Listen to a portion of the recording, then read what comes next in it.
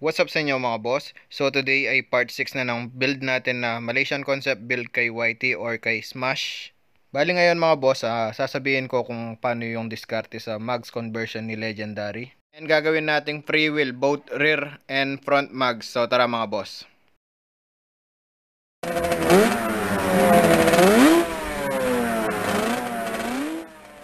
So ayan mga boss, last vlog nag-install tayo ng mags. So ngayon meron tayong adjustment na gagawin kaya binaklas ko muna.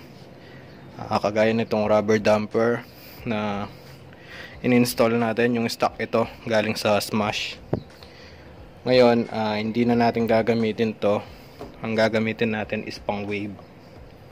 Ito. Tapos trinay ko muna yung naka-install kay Smash. Itong Yasaki. Ayan. Check nyo. Ayan mga boss. All goods naman. Walang siwang. Kaso hindi to yung gagamitin natin. Kasi kay Legendary street bike to. And pagdating naman dito, yung stock ito mga boss. Ayan. Maluwang. Kita ba?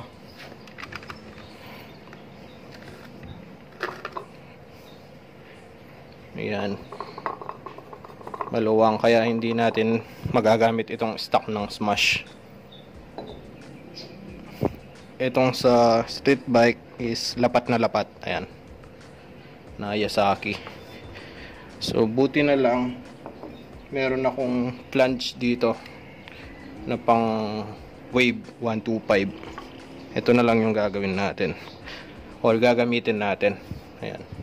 Kaso meron lang tayo naging problema dito kasi ito yung bushing spacer niya sa loob.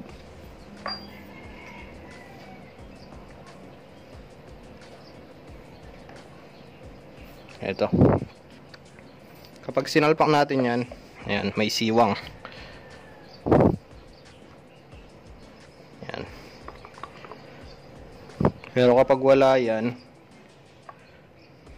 tatanggalin natin. Ayan, pasok na pasok. Ngayon mga boss, ang ginawa ko, tinabasan ko. Ayan.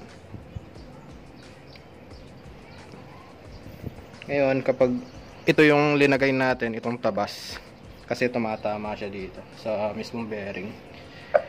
Ayan, pasok na pasok yan. Ayan, okay na mga boss.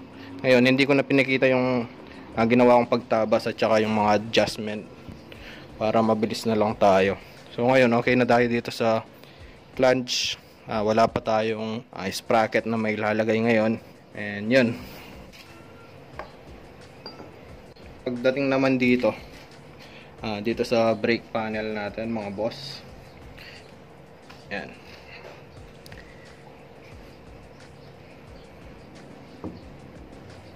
Bali tinabasan ko. Ito.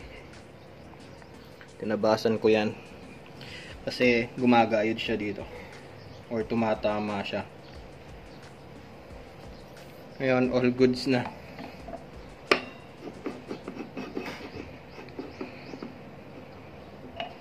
All goods na mga boss. And then, ito yung ginawa nating bushing na alloy. Para dito.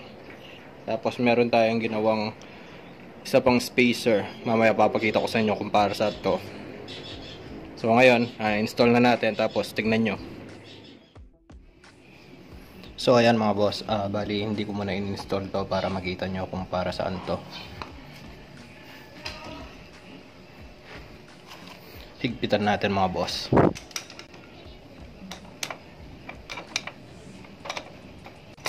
Yan. Wala. Hindi maikot.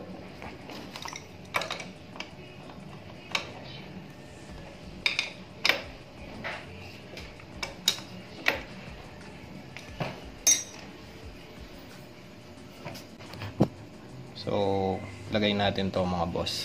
Bali kaya ayaw umikot kapag hinigpitan kasi itong brake panel pinipigilan niya itong mismong mags. Ayan, kung mapapansin nyo. Ayan, wala siyang clearance. Bali, ipit yung mugs dito, kaya ayaw umikot. Ngayon, lalagyan natin siya ng spacer na alloy dito sa loob para lumabas ng konti itong brake panel.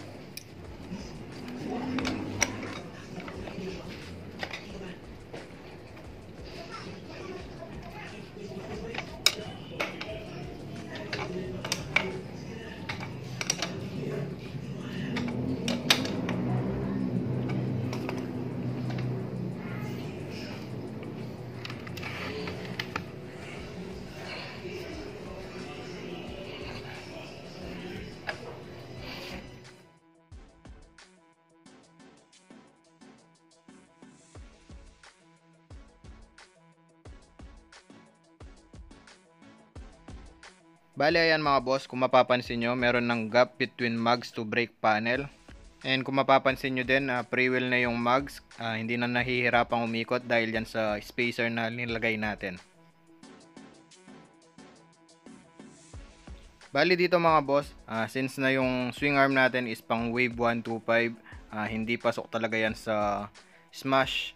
Malaki yung bushing niya, kaya gagawa tayo ng spacer o bushing para dito sa swing arm.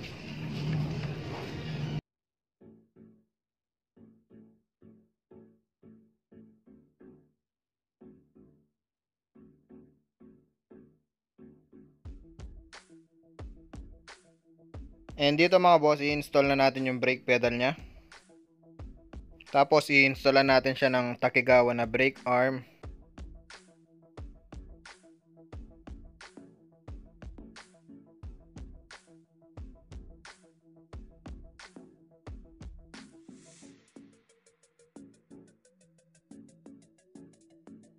At saka na rin natin i-installan ng brake rod na plus 2 na pang X4.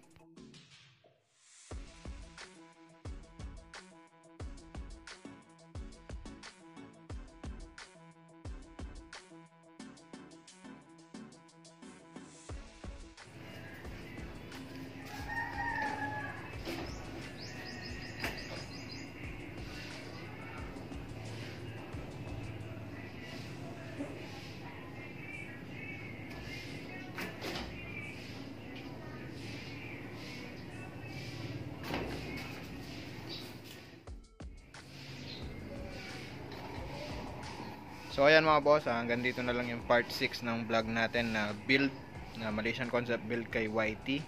And malapit na nating ilabas si legendary na street bike. Tinatapos ko lang si YT. So ayun lang, always ride safe,